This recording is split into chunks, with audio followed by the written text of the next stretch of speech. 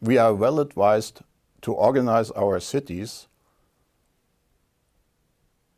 as complex as the problem really is. There's a principle called self-similarity. Self-similarity means that we come to structures that are really close to each other, like the urban districts in a city, for example. That was first invented in Siena in the medieval age. The tiny little contrades, urban districts, still working till today and competing with each other in the Palio. They are a copy of Mother Nature. The example of the leaves of a tree, all similar, all made by the same blueprint, but slightly different. So organizing a complex, a chaotic system leads yourself to organizing it in fractals. That's one of the principles. Urban districts that play to the same rule, that develop slightly differently, that compete with each other, and with that we can build even larger cities because we take out a lot of complexity when we would manage the whole city as a one and only unit.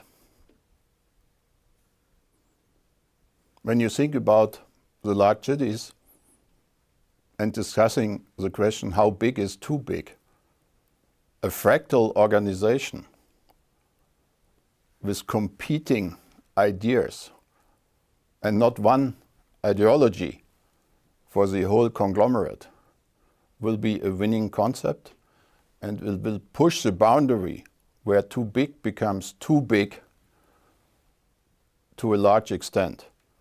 So maybe one answer on the question how big can we grow with our cities, because many people move into them and we have agglomerates of 20 and more million people. One answer is use a fractal organization and copy a little bit Mother Nature in the building plan of a large city. A fractal approach to building and organizing a city is very, very different to another idea that was also tried and mainly failed. And I would call that the Stalinistic approach to building a city. That leads to size limits, to limitations in performance in the three dimensions of people, profit, and planet, to low efficiency, time, quality, and cost-wise, and in the end failed. So we have to copy a little bit Mother Nature with our blueprint for the big cities.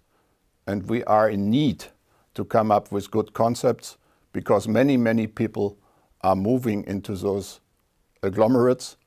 We still have cities that are below 1 million people, but we also have cities that are well above 20 million people and rapidly growing.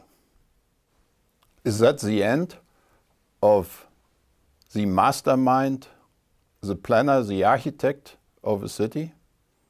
Most probably not, but we have to develop it further. There might be an aesthetic idea, a vision,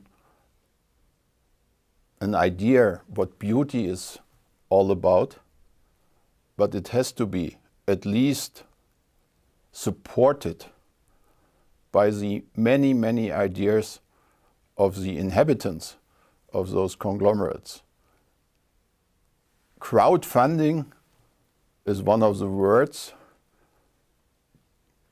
Crowd developing of cities I have not yet seen, but a higher involvement of the people and their many ideas in the early phases and in the management of cities would be highly welcome and most probably a solution to the rising problems if cities become bigger and bigger.